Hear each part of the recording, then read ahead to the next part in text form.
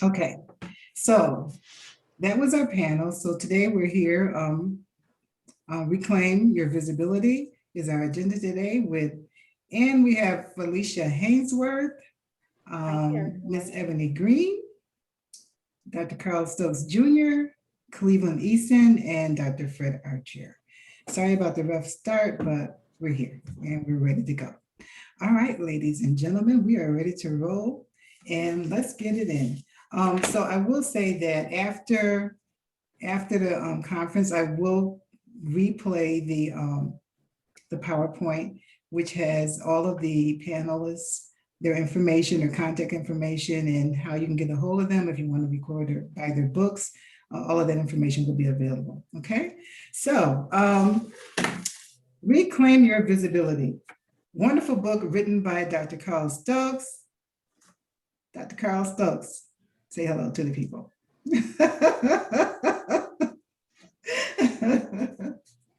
All right. Hello, everybody. Yes. Thank you very much for having me. Yes, Reclaim Your Visibility is my debut offering in the publishing sector, so I'm very proud of it. It's part of my journey as a father. Yes, absolutely.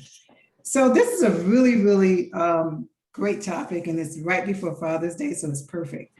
And it's really funny because the original date, which was April 24th, we actually had scheduled to have this conference, and I lost my father on that. We actually committed our father to rest on that day. So this is not only is it very close to my heart, but it's a very concerned topic in our society today. Not just our society, but in the society of everyone. I mean, in all, all forms. So let's get into this. More than 20 children live in a home without the physical presence of a father. Millions more have dads who are physically present but emotionally absent. If it were classified as a disease, fatherless would be an epidemic worthy of attention as a national emergency. The impact of fatherless can be seen in our homes, our schools, our hospitals, and prisons, and reflected in the above clip from the documentary film. In short, fatherless is associated with almost every societal ill facing our country's children. Let's talk about that. And that's a huge number. 20 million children living in a home without a father is a very large number, without the physical presence of a father. And so that's what we're talking about today, talking about reclaiming that visibility, actually being involved in the lives of our children. Anyone want to jump in? So yeah, I'll take that. Okay. So as you said, this is extremely important. Being a Black male, right? My personal situation had been very difficult. And like I often tell people, I had a very rough situation with my father, and he had a rough situation with his father. Right. And what I usually say is, beyond that, I have no idea. Right. So the long-term effect of that fatherlessness in my particular lineage has rendered me just baffled as to where I come from, how things got the way they are, and all those things like that, right? And so even though as a young man that always bothered me, because of lack of guidance and things like that, I ended up having a child very young myself. I was 17 years old.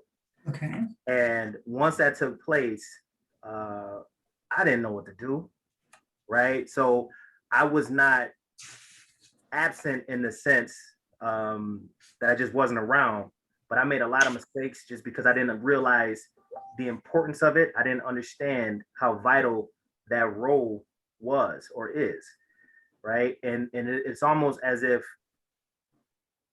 it was almost acceptable to some extent, because the expectations of Black fathers seem to have been like, if, as long as I threw a couple dollars for some diapers, or bought a pair of sneakers every now and then, I did more than my dad ever did, so I guess I'm all right. And it's just such a bad tone, that was set. And I hate to think that sometimes that still goes on, right? Right, absolutely. So do you think, or do you believe that it is definitely generational, that it is practice what you see, or is it just because you don't know any better? I think it's a lot of that. I think it's generational. I also think it's you don't know what you don't know. And I also believe that a lot of the Black fathers that are out there doing their thing, they don't get the recognition like that. Talk So about the that. ones that get highlighted are the ones that are having difficulties, right? So part of me doing what I'm doing now is to not only help fathers that may need assistance, but to highlight the ones that are doing what they got to do, because that's what kind of needs to be in the forefront. Right. So I'm glad you brought that up, because that was one of the things that I wanted to mention. And I was reading an article in Newsweek and by Mr. Josh Leves, and he talked about debunking the Black dad, the myth of the Black dad not being in the home. Statistically, that is not true. So let me just read a little bit of this article. I looked into a wide range of statistics about fatherhood and explored the methodologies behind them to see whether they were presenting an accurate picture. Unfortunately, all sorts of statistics about fathers that are often cited by the people across the political spectrum are false. Millions of kids live with their fathers half the time, or at least part of the time, through joint custody arrangements, but children generally have one legal address, which is particularly important for purposes of determining school districts. Most often, the legal address is the mother's. This is the major reason that fatherlessness statistics in general are overblown. Fathers' homes are all too often are not counted officially as being homes with children. Also, some unmarried couples live together, making the marriages statistics even more misleading. Meanwhile, among the fathers who live with their children, Black dads are in many ways the most involved in their kids' lives.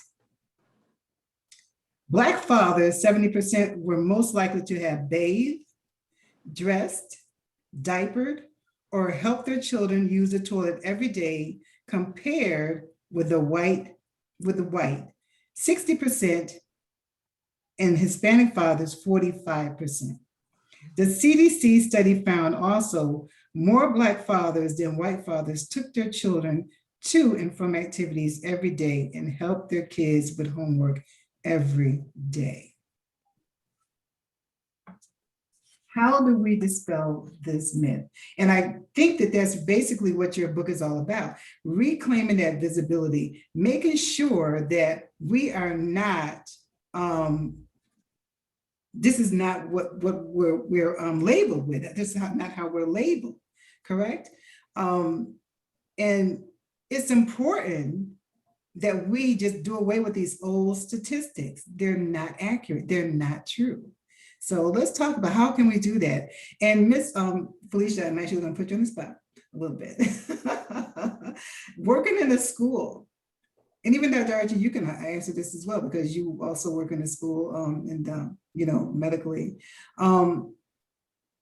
How often do we see, or what is the communication or the relationship with the children and the Black fathers in the school? What is it? Is it compared to what you might see in other neighborhoods or other communities?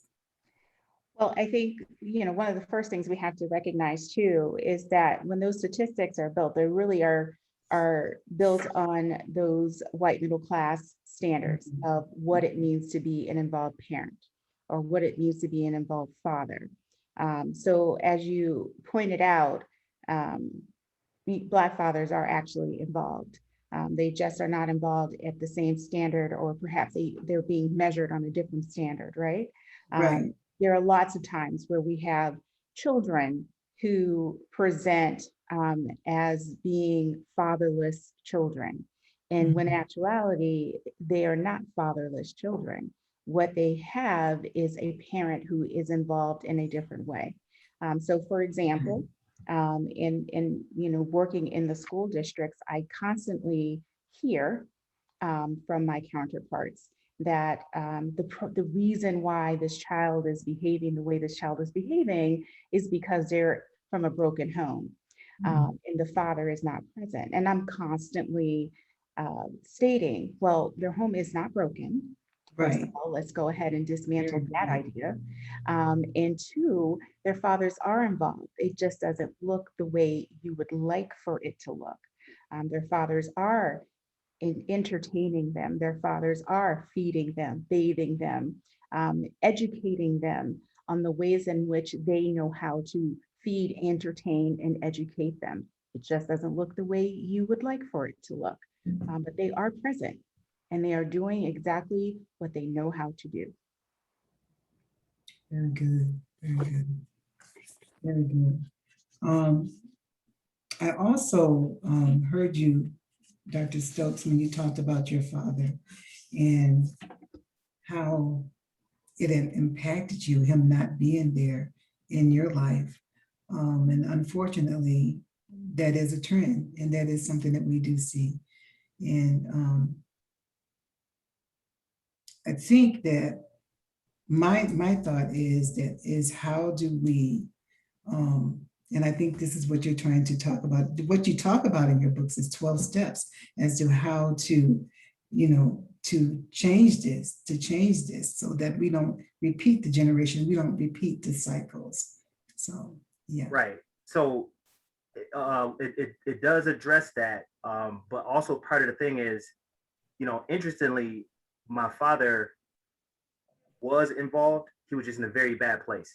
Mm-hmm. Right. So for a large period of time, when he was actually in the home, while I received the benefits of having a male figure in the home, he was caught in the streets, battling addiction and things like that. So my perspective is, for the time he was there, it was painful, and then the rest of the time he just was not there because of incarceration, in and out, just out, and to the point where there was the official, divorce between he and my mother, and then there was a whole another batch of ramifications after that, because she developed mental health issues because of all the trauma that she had been going through throughout the relationship. You know what I mean? So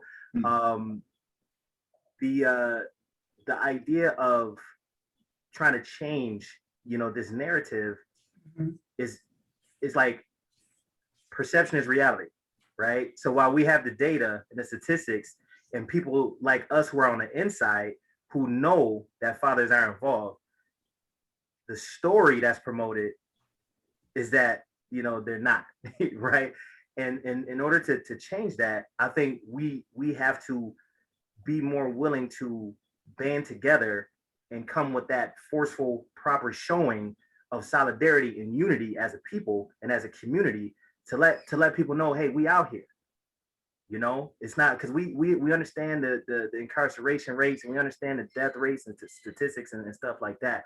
But, like I said, there's no reporters or statisticians that are following me and all the dads at the playground, on the nice days, and getting our perspective on things. And that's why when I did my research, my dissertation focused on Black student fathers in community colleges, right? Because there's a whole batch of student fathers, Black student fathers in the colleges, trying to better themselves and being fathers, but nobody knows about them.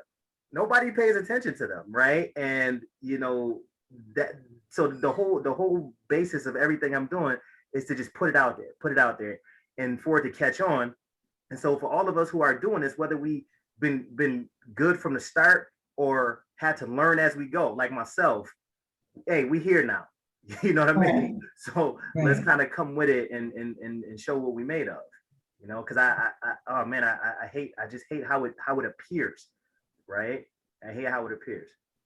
Right. You know, Dr. Stokes, I would like to ask, you know, from your research and, you know, what are those pervasive issues that have allowed this narrative to persist? And how do we work as a community to dismantle that narrative, that negative narrative, and build a better one that is reflective of who we are as Black families and also as Black fathers? We need our own media, for one, so we can tell our own story, right? And know the ins and outs of what goes on. More attention paid to the population. So as far as the research goes, a lot of my dads were frustrated that they seem to have been like the forgotten students, right? Because what they all said, except for one, all of my participants pointed out there's a mom's program at the school, you know, but there's no dad's program at the school. It's not even a parents program. It's just moms, and they feel slighted. You know what I mean? So you know, a bunch of things like that. But at the same time, it also comes out that, you know, hey, you guys need to speak up though. You know, you guys need to speak up, because what happens is sometimes when the female students are in school, they're bringing the kids to school and they're like signing up for the daycare. Nobody knows you guys got kids, so you got to let them know. Right. And like I said, it's just about bringing things to attention, just like anything else, you know. Right. And I think that's a start, but I think having some form of control in terms of what goes out on the airwaves from a media standpoint is huge, because we just drink in what we see and what we hear, and that's why these statistics about the involved Black fathers is buried, right? That's not the general tone of it. That's just what a select few of us may know and understand based on the work we do, or the type of lives we live, you know. Right. And you talked about realizing your power and the power of collaboration. And I think that's definitely what needs to happen.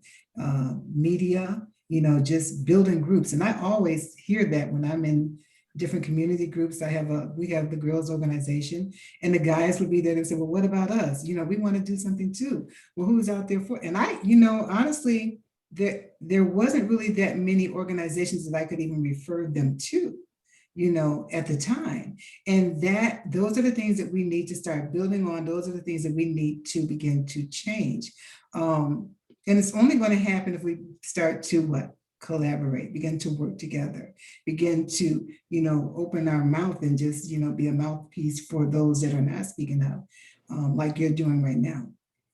And also just by being visible and allowing people to see that, hey, this is who I am, and this is for real. It's not that we are involved in our children's life. We are involved in our, you know, in the lives of we are good fathers. We are good parents, you know.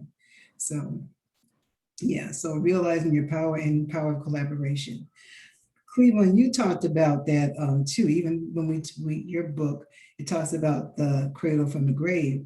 I mean, cradle to the grave, and some of the important things that we need to know when we leave the home. And some of the things that we don't know about when we leave the home is how to be a parent or how to be a good person for someone else. We just know about me. It's all about, you know, you just take care of yourself. You don't have any other responsibilities. You don't know about, most of us don't anyway, about being a responsible adult. So how can we talk about that a little bit and how you can? That's a good point. You know, I do talk about the 4 phases of life that you go through: the preparation, separation, independence, and unfortunately, dependent. And, you know, the phase we're talking about here about fatherhood is that preparation phase. And, you know, if we look at that as being a function that we as adults have to play in a young person's life, you know, how we can actually help them to have a positive preparation phase of life, and recognizing that we have a responsibility to help them to build what I call are their emotional needs accounts, knowing that there's somebody that actually accepts them, and love without conditions. How many, Very true. and that is, just being in a place where you know that you're going to be accepted, that you're going to be loved, you can actually experience respect, trust. If you can't have trust during that preparation phase of life with adults, that's going to have a big impact. And recognizing that we all play a role in ensuring that happens in that young person's life. And I think that is how we can actually go about, not just as a father, but how many people out there have credited a coach or a teacher that took that active role and stepped in and provided that trust relationship, provided that love and respect relationship for that child. And it has had a tremendous impact on that person's life. Obviously, you would like that to happen from your parents, but Right. hopefully, sometimes that's where that collaboration comes in. Right. You take that time out, and you mentor, and you step in and provide that emotional support for that person that you hope will go out and make a big difference in the world, and help transform this image that is out there. Right. I have a question, Ms. Eason. Yes, definitely. Okay, for the panel. So I've heard kind of different verbiage, but what is a working definition of an absentee father?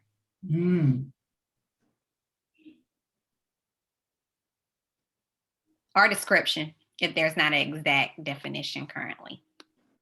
So we have an absentee father, which is a dad who is just not involved at all in terms of just being away, not having a relationship or an established relationship. Sometimes that terminology is getting mixed in with a less uninvolved father, right? Because you can have fathers that are around, but are not properly engaged, Right. with the children. You know what I mean? So, Right.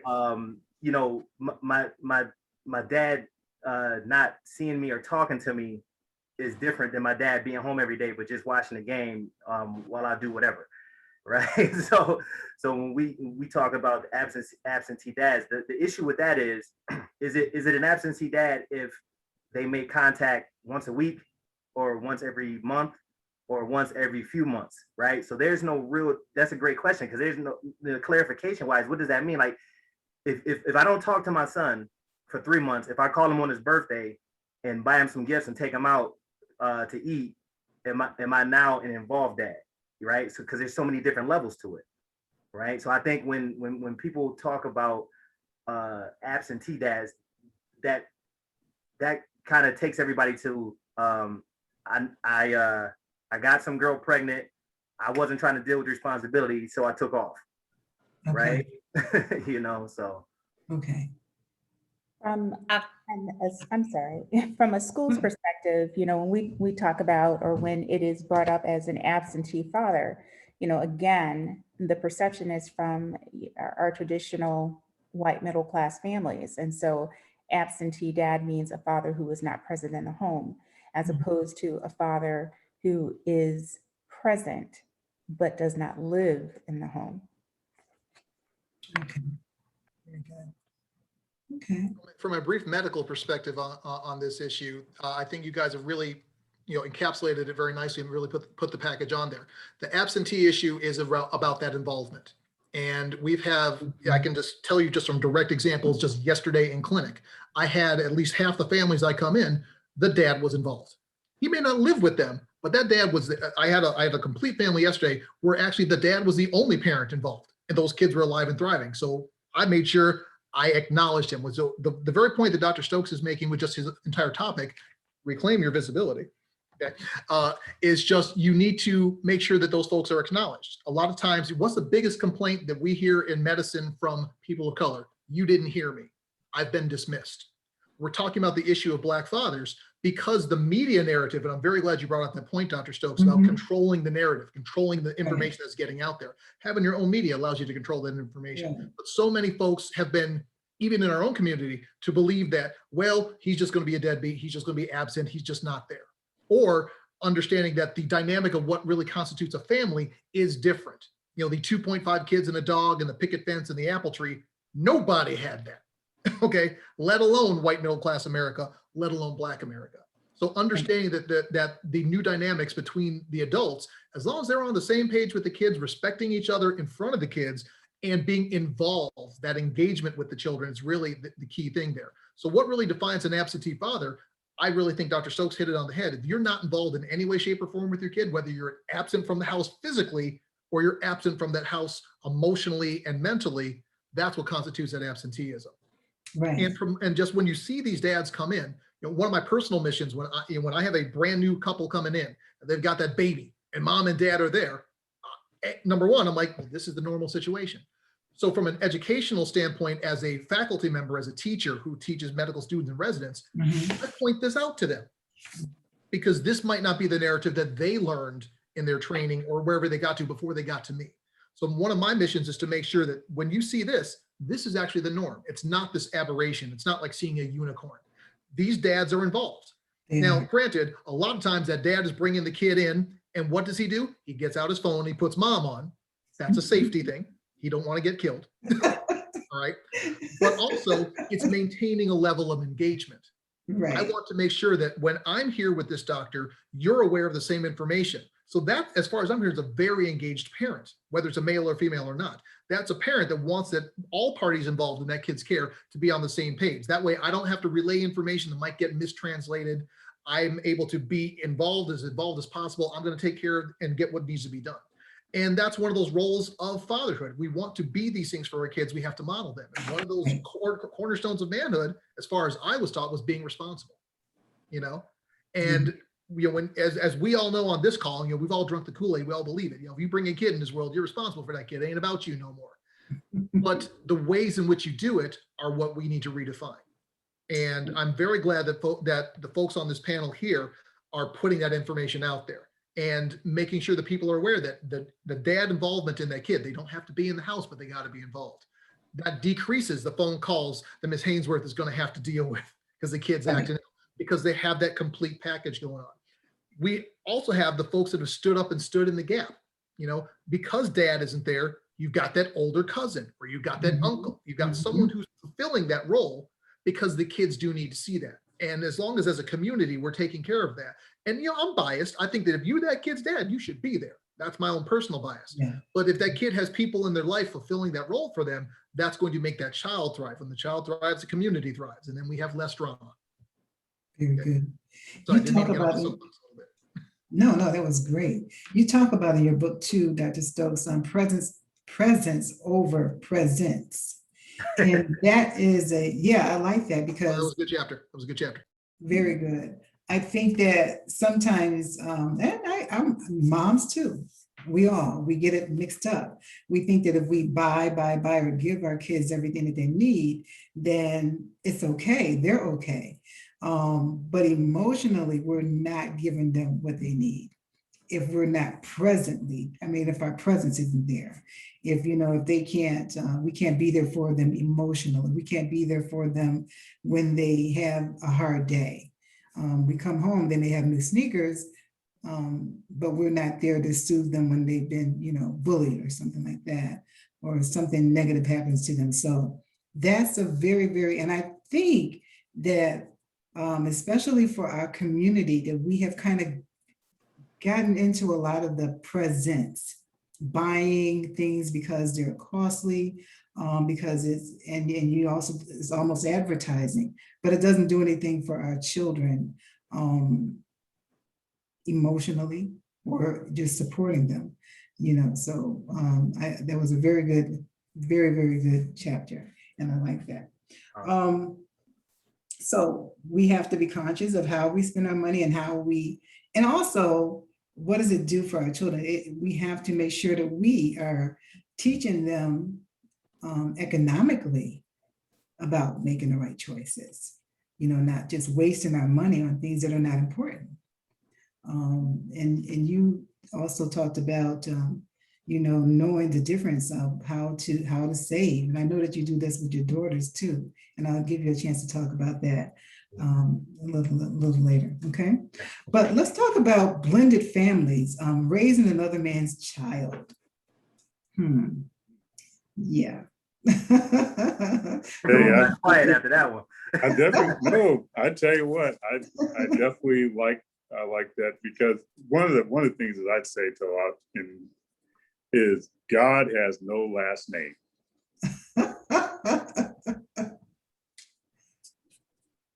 We're going to be held accountable for what we did to God's child, and how we treated that person that was brought into our life. There's no, so it doesn't matter how they got in your household. If they're in your household, you need to make sure they're taken care of, they're respected, they're not maltreated. Everybody on this line knows a story about Shaq O'Neal, and how his dad, the stepfather, Philip Harrison, stepped in and made a difference. And everybody knows how Shaq felt about his father, but eventually he had to come to terms with that. But fortunately, somebody else stepped in and said, "Hey, I'm going to embrace you. I'm going to show you the kind of love and support you need to become the man you need to be." And that's happening. There are men that are stepping in the gap. I have an adopted daughter, and I have a stepdaughter that's 26, and both of them look at me as well. They've known me as the only part in their life that they know, and I don't make any distinction between how I care for them and provided for them during their lifetime. And so if someone's in your life, it doesn't matter how they got in your household. If they're in your household, you gotta make sure you take care of them. So that's how I feel about that. I think it's a privilege. It's not a Right. to be able to have opportunity to guide another person's life. So if we see it that way, then there really shouldn't be an issue about the last name or how they got to your life. They're here. If you love that person that you're living with, then you need to love their children too. I do realize that can be tough with some teenagers. True. But and that's tough. That's tough even in a biological sense. So I mean, I agree. That is very true. That is very true. I did write some things down because I was a child who was also raised by a stepfather. My background of my own father is very similar to that of Dr. Stokes. But when I got married, my husband took on the role of being the stepfather to my oldest child. And, one of the most important things that we had to negotiate really was establishing rules of engagement, right? How do we engage each other for the benefit of the child? And keeping the child foremost in any of the decision-making that occurs. And then what are those set boundaries, right? Because you can't have people trying to renegotiate your boundaries that you set for yourself. Right. So what does that look like for us? And each family is very different. Some people are way more involved than I'm comfortable with, and other people are more like me. Like we talk about specific issues, and then we don't talk about other issues. But again, the decision making really has to do what's in the best interest of the child. Just because just because you feel uncomfortable with a decision that has been made does not mean that it's not in the child's best interest. And that's something that I think, from my own perspective, is just Felecia talking, that fathers have a difficult time with. Mothers maybe not so much, but definitely fathers have a difficult, like, you're not going to raise my child. You're not going to tell me what you're going to do with my child. But, essentially the bottom line is we're not negotiating for what's best for us. We're negotiating for what's best for the child. What's best for the child. Very good. Absolutely. Yeah. You want to say something? I was Dr. Stokes. No, I'm just listening attentively. That's, I don't have that experience. And I mean, I get it. My wife played stepmother, and it was that unconditional love and acceptance that made me realize, she was the one. You know what I mean? Because man, that had to be a tall order. You know what I mean? Especially depending on the circumstance, right? But I have so much respect for that, and just kind of listening to it. And I remember Mr. Eason brought up Shaquille O'Neal, and you just brought, and I remember that, like, just, imagine him becoming who he is, and giving all that credit to that. And I remember him saying, Phil is my father because my biological didn't bother. You know what I mean? Right. Yeah, and it's just like it's all coming back. So I just listening to that. I mean, it's so important. And I'm thinking about, the rough situation I had. If there had been a stepfather in the home, that could have really changed things. Depending on how he would have been in terms of that unconditional love and acceptance, or not, or treating me differently. Right. So. Mm-hmm. Well, we know that even the fact that you say that you have so many young students that are fathers right now, we can expect to see more blended families because people make quick decisions. They have children, and of course, these are not the people that they're going to end up with. So blended families are popping up all over the place, and we have to know how to deal with them. We have to know how to, be respectful to another man's child, or another. Right. Yeah. So we have to know how to interact with someone else's child. And again, like Mr. Eason was saying, you got to love the child as if he or she is your own. You don't get to pick and choose. You don't. These are children that are brought into your home, and you're responsible for them. And we're going to see a lot of that. We are seeing a lot of that already, because people are definitely making wrong decisions at a very early age.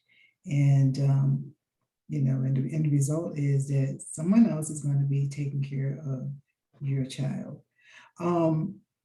You also talked about keeping your promise.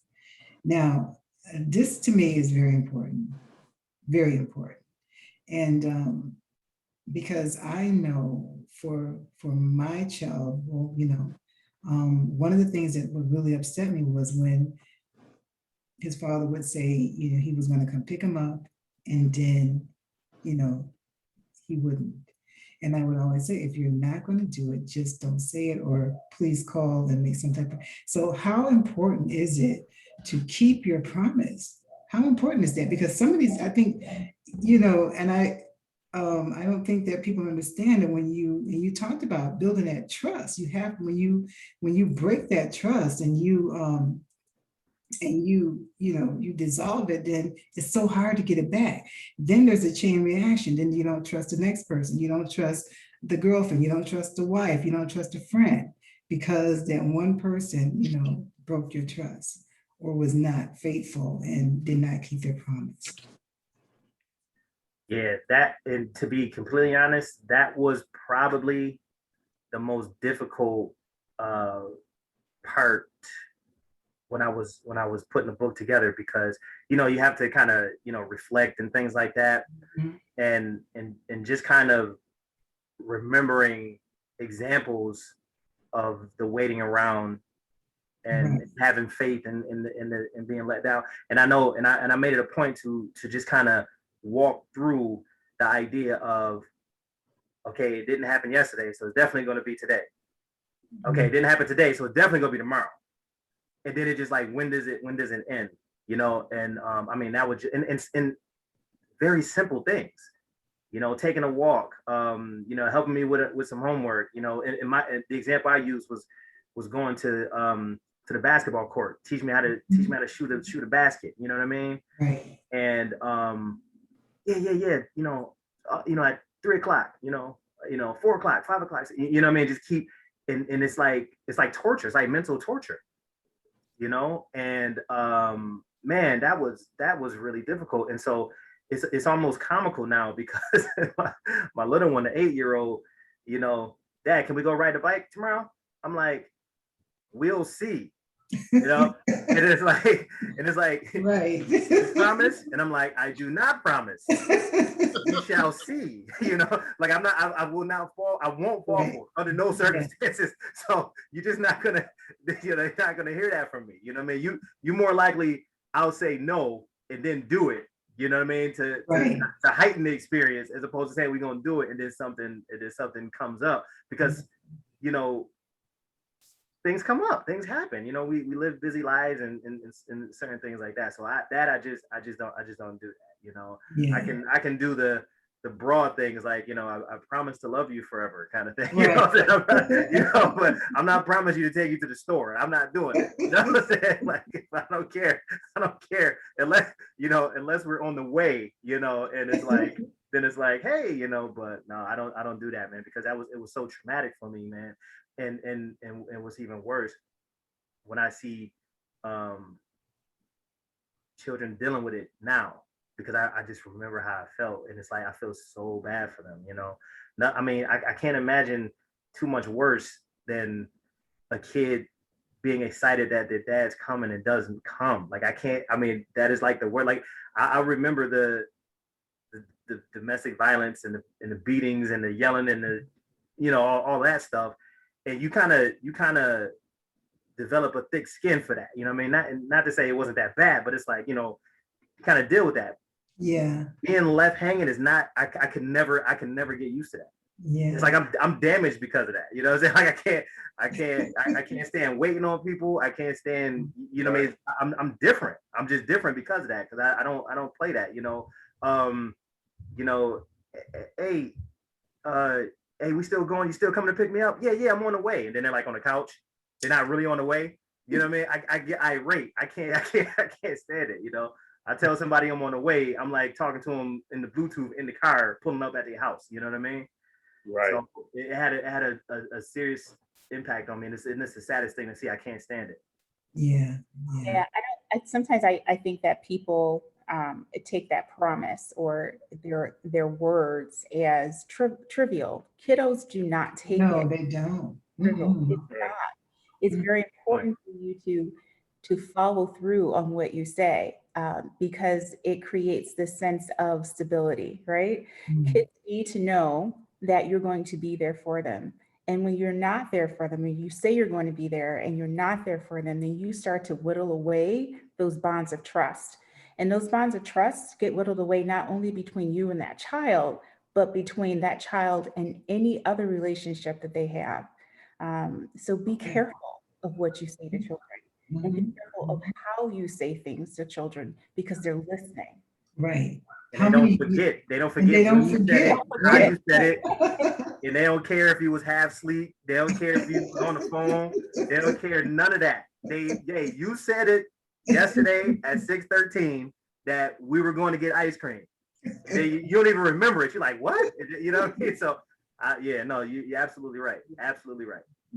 The phrase that I always remember is that when you show up to your kid's soccer game or basketball game, they don't remember the games you went to. They remember the ones you missed. Mm. And you could have gone to 99 of their games, but they will forget that one game, not even a playoff or a championship, you know, mid-season game. You didn't show up. You said you were going to be there. You're like, I went to all your other games. What are you talking about? Like 99 out of 100. In any other book, but for a kid, that word is your bond. Yes, I promise. I promise. Yeah. And what you hear in schools, like why do kids get this magical, you know, authority from teachers? Because teachers follow through. Test gonna be on Thursday. Test Thursday. Okay. Right. We're having ice cream on Friday. Ice cream Friday. So when the kids see that just from one spot, but not all across the board, they learn to question trust. You know, and if you want to be a responsible man, you should be a man of your word. So I like Dr. Stokes' ideas, like we will see. I won't do it. I won't do it in no circumstances. Yeah. Only once, shame on you. Only twice, that's my fault. Right. A question on Facebook. Oh. well, from Miss Candace Blake. Mhm. You want me to read it? Yes, go ahead. What to do? Okay. What do you say to the person who grew up with an absentee father, becomes an adult, then the father who still wants to be a part of their life? This is currently happening to a family member of mine. He is basically conflicted because his father almost guilts him for not wanting to talk. So I presume someone's stopping them, the mom. Okay, so did that make sense? Do you want me to try to? Could you run that back? Okay, sorry.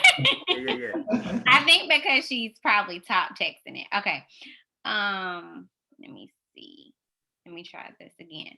Okay, so what do you say to a person who grew up with an absentee father, becomes Okay. an adult, then the father who still wants to be a part of their life? So this is an adult and their father wants them to be a part of their life. Okay, and he wasn't in the Gotcha. beginning. Okay. Yeah. Right. Okay. Right. So, Oh, she said no, I'm retyping. Okay, I tried. oh, that was but you know what? Even if Oh, the father is ill. The father is ill. They Oh, were not. Okay. Sorry. oh, the father is okay. So the father is ill and wants to reconnect with the son. With the Right. adult son. They weren't there before. Yeah. Okay. So that's difficult because okay.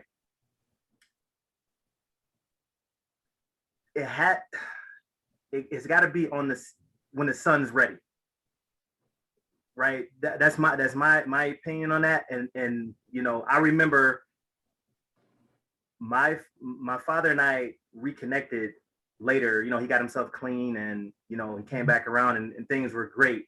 But he had to wait until I was ready.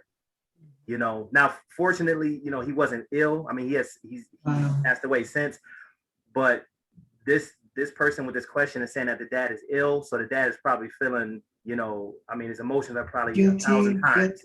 Yeah. You know what I mean? Mhm. But that's a tough thing for a young man.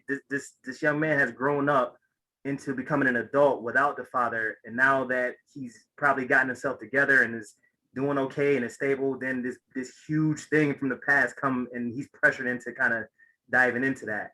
So, you know, the father being ill adds a different dynamic. So I mean, I don't really know about that, but in a general sense, I think that, you know, the son has to be ready, but try to be open-minded, I guess, to and maybe at least minimally kind of hear out the, maybe, because you know there's always another side to things, you know, and maybe that could be part of the healing. But I mean, I can't honestly, I can't really see pressuring somebody to forgive them and jump right in, because that's tough. I've been there, I don't think that's you know, that's and that's extra pressure. Oh, this, you know, a sick, you know, an absentee father who is now ill. Mhm. You know, I don't know, Dr. Archer, you the medical guy. What do you say? You know, I actually live that. So Oh, is that right? Okay. I confirm. This is why we have a panel, because somebody else, there's always someone.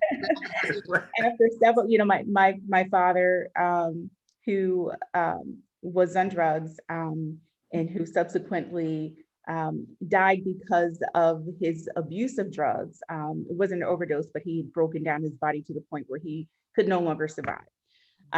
So this was, you know, last year he passed away. After a very, I would say almost 20 years of being absent, of not being in my life at all. And it did take a lot of reconciling to want to enter into a relationship, but I defined what that relationship was going to look like.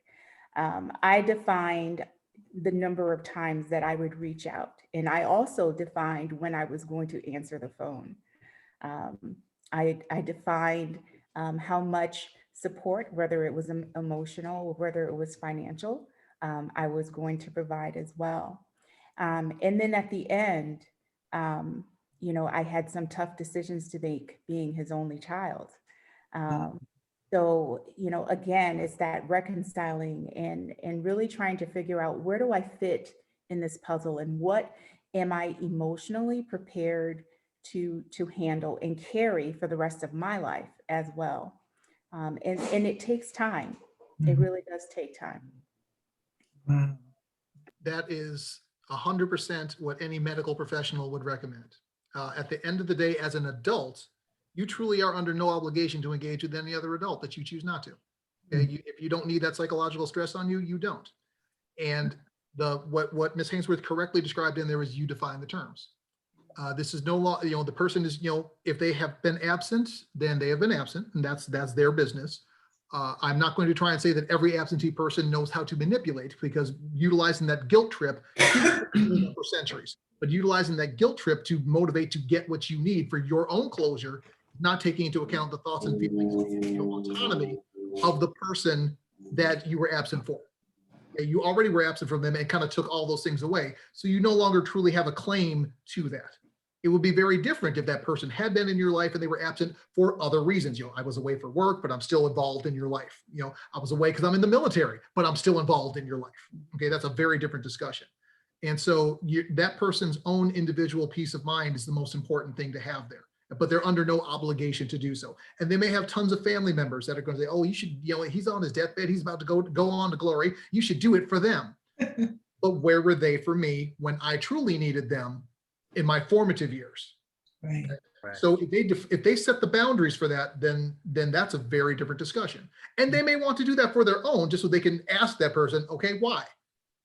Some people need that closure, some people do not. And that's truly up to the individual. Because a lot of people have made their own peace. I'm an adult, I'm doing right by my kids, because even when people are absent, we learn things from that example. We learn what not to do. Okay, that's one thing that parents always forget, that we do for our kids. We teach them the right thing to do things, but then they'll see something we do and they go, oh, I'm not doing that at all. Right. And it's just as important for kids to learn both of those things from their parents. So that absentee parent did teach them something. They taught me not to do that. Okay, not to get caught up. It told me to understand the parameters that I put on relationships, and I'm allowed to establish those parameters for myself, especially as an adult. Okay. Yeah. So at the end of the day, that conversation, or whether they engage with that parent or not, is between them and whatever higher power they choose to believe in. Right. Yeah. But it's not worth putting themselves through a stress that they aren't ready for. And if the person unfortunately does happen to have an illness and they don't have that reconciliation, people are going to go, oh, I missed that. But at least you're approaching it with, I got to take care of my own peace of mind, with this person really didn't until the very, very end. Right. And for the listener, I would say that in my personal experience, like I said, I was not interested until I was ready, until I needed that for myself. And then, what's crazy about that is, because I had a difficult situation with my oldest child, and we were estranged for a while, I had to step back and wait till she was ready. You know what I mean? And as difficult as that was, and I have to think that even if I did become ill or whatever, I had to respect, people got to be ready. It's tough. It's tough. Dr. Archer makes a good point. Where was all this when I needed it? Now I have to shoulder this burden now that I'm an adult. It's not fair. It's not fair. So that's a tough situation. Very good. Thank you, Candace, for that question. Go ahead, I Cliff. definitely like to add another thought on that. That's kind of getting to when I talk about the relationship needs accounts and why it's so important during that preparation phase. And if you don't establish those accounts with your children, they don't have to. Once they leave home, they never have to come. They don't have to take your call. They don't have to come to see you for holidays. If they decide to have a relationship with you after they leave your home, it's because you created that relationship. And if that relationship, those accounts are empty, don't expect them to want to maintain contact. So it's very important, if you want to have a relationship after your children are adults and can make their own decisions, that you respect, you build the trust, you let them know the love and acceptance. If they don't have those things, they're going to get that somewhere else. And so regardless how much time you spend with them, if those accounts are empty, they're not coming back. That's Very a good very point. profound statement, Mr. Eason. That's especially when you said they're going, if they don't get it from you, they're going to look for it somewhere else. Mhm. Mhm. Absolutely. Get on. That's I like that. Absolutely. We're running out of time, guys, but I did want to talk about two more things. One of the things that I did not put on our discussion points, but I don't know how I missed it, but I wanted to talk about Black men and their health. How do we get our Black men to go to the doctors to take care of their health so that they're there for their children, so that they'll be there for their children? You know, how do we talk about it? What do we do? How do we bring this subject up so that more people are not waiting until that, because we're having more heart attacks, we're being diagnosed with cancer at earlier ages. We're coming down with, diabetes at early ages. Our Black fathers are dying. So how do we face this terrible epidemic of, that's Yeah. yeah. You tell them you take your car in for an oil change every 3,000 miles. You be polishing it every weekend, right? True. Why can't you do that with your body? Mhm, Okay? mhm. You hit people where they live. Okay. For a lot of men, not all, but for a lot, you got to hit them in the ego. Okay. Oh, you claim to be all big and tough in the man. What are you doing? Okay. Are you eating chicken wings every night, or are you having some broccoli every now and then? When your significant other says, I set up an appointment with you with the dentist because your teeth are nasty, you go to that appointment because someone is telling you, I care about you. I set up an appointment for you. Right. You Yeah. take your kids to the doctor so that they can get vaccinated, so they can go to school, so you can go to work. If you're getting your kids taken care of, they're going to wonder, why aren't you taking care of yourself? And then they're not going to take care of themselves because they're not seeing you do it. True. So you have to model the behaviors you want your kids to do. And if you want your kids to grow up to be healthy, both physically and mentally and socially and spiritually, you have to do the same thing for yourself. Right. And a lot of men are just stubborn. And so when our significant other says you need to go, Exactly. Exactly. aside for a minute. Exactly. And a lot of it is based on fear, because you haven't been to the doctor for 20 years. Right. And you're like, well, I'm going to go in there. They're going to do all kind of probes and stuff on me. Like, yeah, and they might, and that's better than being in the ICU with a tube in your throat making you breathe. Just putting it out there. Okay. Dr. Arthur, how important is it for representation? And representation matters. So maybe people are not going to the doctor because they don't see the doctor reflected in themselves. We don't have the time for that conversation. But the fact that we have Dr. Stokes, who's a PhD, how many Black PhDs do you see? Okay, let's be real. Okay, I'm one of a few Black pediatricians in Western New York. Okay, and yes, we all know each other. Okay, because they're so. And I say that in a joking way, but it's 100%. I didn't have my first Black teacher till college. Now, granted, I went to Sweet Home, and there was one Black teacher who was the basketball coach. Very well, mind you. But it was just, when you don't see it, sometimes you can't visualize it. Right. So, exactly. So when Dr. Stokes students see him at ECC, they're like, whoa, wait a minute. What are you doing here? It's like they saw a unicorn. Okay? When I have young Black parents come in, and the young Black medical student goes in, and then then the Black supervisor comes in, their minds are blown. Grandmothers love that, by the way. There's like, oh my goodness, look, okay, we can come here. But the representation issue is real. And so when we're only telling our kids, all you can do is throw a ball and shake your butt, you don't see any other thing you could possibly do. Okay? So whenever I have a kid that's remotely good at anything, science, math, reading, whatever it is, I say, well, you know what, there's more about that. Okay. And so I just open up that it's allowing a conversation to be opened. Because I happen to be a Black male physician, these kids listen to me differently than they do to some of my colleagues. And it's not because my colleagues are coming from a bad place. They're wonderful people. They're giving, they want to do the right thing, but the message just hits differently. Right. Just a little bit differently. So Dr. Archer, sorry, please go on, sir. can I just put you on a spot a little bit? We had an interaction last time we were together with little guy. Do you remember what we talked about? Now maybe refresh my memory for this conversation. Okay, so you introduced me to your son, and you said, "Hey, this is Dr. Stokes," and he wasn't impressed, and we're like, "Yes."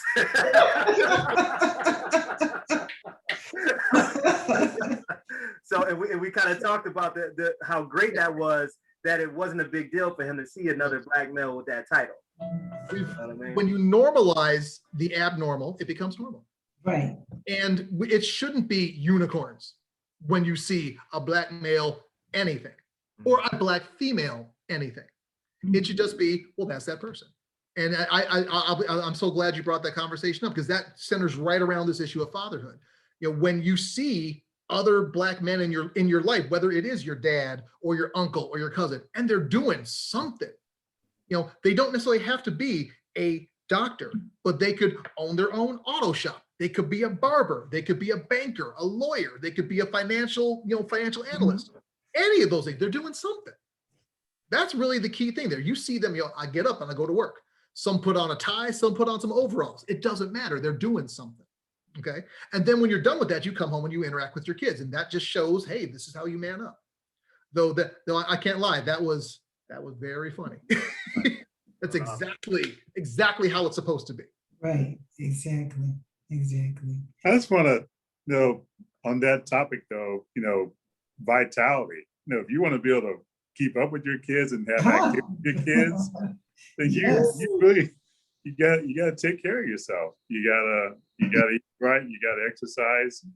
And for black men, we gotta we have a pervasive prostate cancer issue. You gotta get checked out. Just like your teeth, you gotta take care of those twice a year. So because your health is your wealth. And what good is longevity, but you don't have vitality? You want to be able to do things. But if you go to Italy, do you want to be the person that has to stay on the bus because you can't get out and walk 20,000 steps that day? I mean, really, that's because some of that stuff requires some activity. So you got to take care of yourself so you can enjoy the gifts that of fellowship or interaction with other people. So that's the benefit. You want to maintain your vitality. Yeah, and it's so important because we often forget about how much stress we are under, right? And how that manifests into physical, right? And ailments and things like that. So it bodes well for us to be mindful of that and to work on our physical health, because I mean it's tough out here, especially in the climate, racial tension and that we have to go through.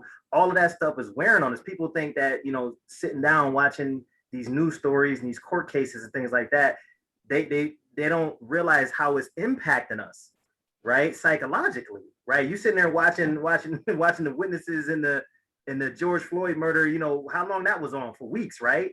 And we just glued to it and watching it. And every time we keep seeing the footage and the videos and we're reliving this trauma, we're being impacted by that, and we have to be mindful. We have to be mindful, especially with all the risk factors that we have as Black people. Right. When you look at why is the average lifespan of the African American male less than the average white American male, and not to even discount the female population, but just looking in this particular conversation, that stress factor is exactly what you're talking about. You don't have access to appropriate health care, so you're not getting the checkups that you need. When you look at the food deserts that are around you, you've got a corner store bun, okay, or maybe a McDonald's, but you don't even have a Subway where you can eat fresh, okay? You don't want to do that because, that's just rabbit food. I'm a man, I need something bigger. So you've got that built into your brain there. And plus the daily stress of not just microaggressions, but full-on aggressions. If I'm in Tonawanda, I'm driving at 30 miles an hour because if I go 30 miles, I'm getting a ticket. I've got my hands at 10 and 2. That's stress. So when you're living in a constant state of mental stress, the physical stress kicks in. Your body is constantly pumping out all your adrenaline, all your stress steroids, all those stress hormones. Your body cannot run at that level and maintain itself. It needs a break. But if you never get that break, you stress out the system. If you're driving your car at 30, you can drive forever at 30. But if you drive that car at 100, the engine's going to blow sooner. And it's built into the system, unfortunately. Mhm. And so we have to learn to take care of ourselves because the system ain't going to do it for us. True. But like that mental aspect, that mental daily, we've heard it to the point where we're all exhausted. It's exhausting. Right. And one thing that I actively practice, and I tell my families, I tell my patients to do this all the time. I have to remind myself to turn off the news every now and then. Turn it off. It's going to be there. There's going to be another report of some foolishness that happened somewhere. Put on some SpongeBob and watch it with your kids, which lets them know it's okay to laugh and be silly. Yes. Because that laughter puts in your natural endorphins, your stress relievers. Yes. Okay. So you're hanging out with your kid, you're building memories. Okay. Whenever Tom and Jerry come on in my house, we all have to stop and watch it. Because that was the rule in my house growing up. And that's one of my fondest memories with my dad. We'd sit there Saturday afternoon, finish mowing the lawn. Hey, we're going to watch little Tom and Jerry. And to this day, just that presence and just sitting there laughing at the idiocy. Is you ain't my baby. Loving that. Yeah. But so this goes to that presence with Yeah. the kids. Mhm. So you're being present with them in addition to doing self-care for yourself. Yes. It's a win-win. Yes. And I know Miss Sorry, Archie I could didn't mean to speak get off on topic. that. I didn't mean that restores your vitality. Yes. And if you want to be the man in all aspects of being the man, you've got to have that vitality. You've got to have that joy of life again. So sometimes you got to shut off the outside world. Okay. It'll be there when you get back to it. Okay. The world's going to keep spinning. We're going to keep spinning. We need to take care of ourselves so we can join in the spin when we have to. Yes. We are still out of time, guys, not out of conversation, but we're still out of time. But I did one more thing. We're talking about vitality and being able to live for our children and being visible in their lives. What about leaving an inheritance for our children, for the next generation? How can we do that? And what plans or what steps do we need to take in order to leave something for our children and the generation after that? The short answer is financial literacy, health literacy, and that financial literacy is a bigger issue, wealth literacy. Okay. Speaking of Shaq, the guy that used to write Shaq's checks, Shaq was rich. The guy that wrote the checks for Shaq was wealthy. And we need to talk about that generational wealth. There you go. Generational wealth. Yes. Cleveland. You need to have a plan, as you point out, financial literacy. And there's this one analogy: you don't drive your car without car insurance. So you want to at least make sure you got life insurance and make sure that you're at least because you don't want to be, all I left my kid was alone. Right? You need to make sure at least your responsibilities are taken care of, and then you leave something that hopefully can, within your other wealth resources, can pass on to the next generation. Have a will, have an estate plan, and realize we can't take any of this stuff with us. We're the stewards. Whatever we have is hopefully we have something worth passing on to the next generation, but we don't get to keep any of it. It's we're temporary stewards, and we need to make sure that the next generation of our heirs are prepared financially to survive and hopefully strive and make better opportunities for the next people that they encounter. So life insurance is a good way to get us a good start, but also increasing your financial literacy. You talk about that, Dr. Stokes, in your book. You have 4 things actually when we're talking about financial literacy. You said, number 1, take financial literacy courses or talk to someone who understands money, or read financial literacy books. Number 2, teach your children strategies about savings, investing, giving. And 3, create a budget for yourself, allocate money to certain things, and stick to it. So there we go. And I think that teaching them kind of a way to make their own way kind of is part of it, because even with me, and my girl, once the book came out and it started to take off a little bit, they're kind of like, hey, can I get some and I'm like, no, what you can do is you can write your own book though. You know what I mean? So now I was like, so I Entrepreneurship. just kind of walked them through that because, and the idea is I want them to see that. So when they get a check from the bookstore or they get a royalty check from Amazon or something like that, I'm teaching them the idea of passive income and, Mhm. and stuff like that. Right. Because I never knew nothing about that, so I just figure, the biggest asset that these young people have is the time, right? So they learn now, by the time they're our age, they'd be in a way better position than us, so that's really important. Very good. I think that pretty much wraps it up. We don't have time to go into the 12 steps, but we will talk about the father, taking the father pledge. I'm going to put it up there on the screen so people can see it. And if you want to take the pledge, if you're a father out there and you feel like you need to rededicate or you need to recommit, we're just going to put the pledge on the board so you can, on the screen so you can see it. Hold on one second here.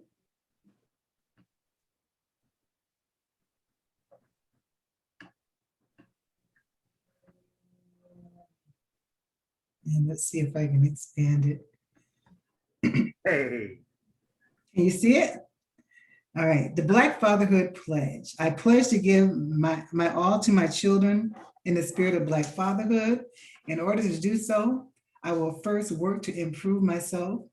I accept the damage that I may have caused, and I forgive myself.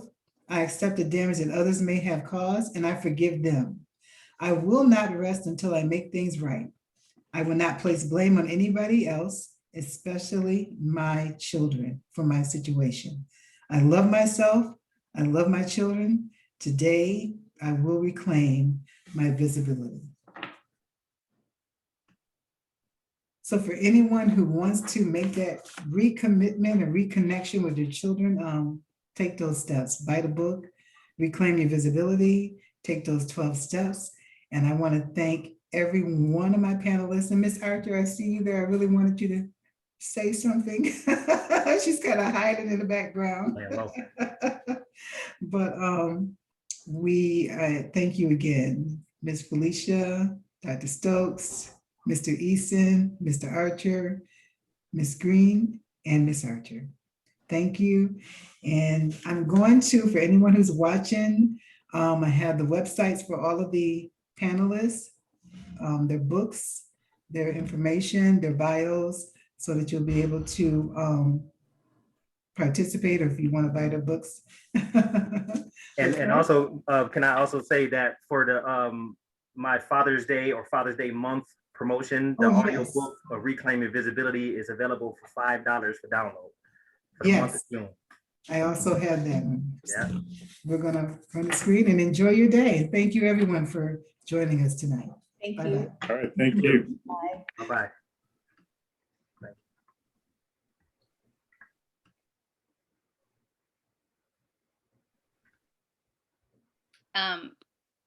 Still recording. I'll wait until you stop the recording.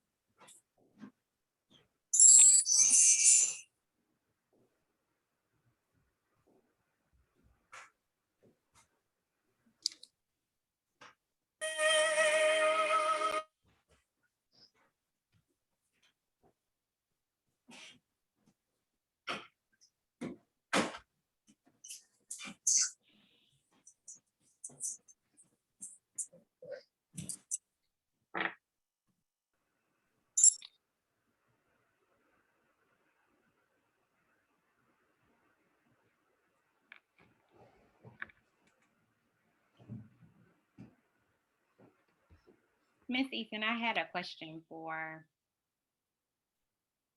you. I can hear you. Oh, okay. I said I had a question for the panelists, but I think you're still recording, so I didn't want to continue talking and we're still live. Okay.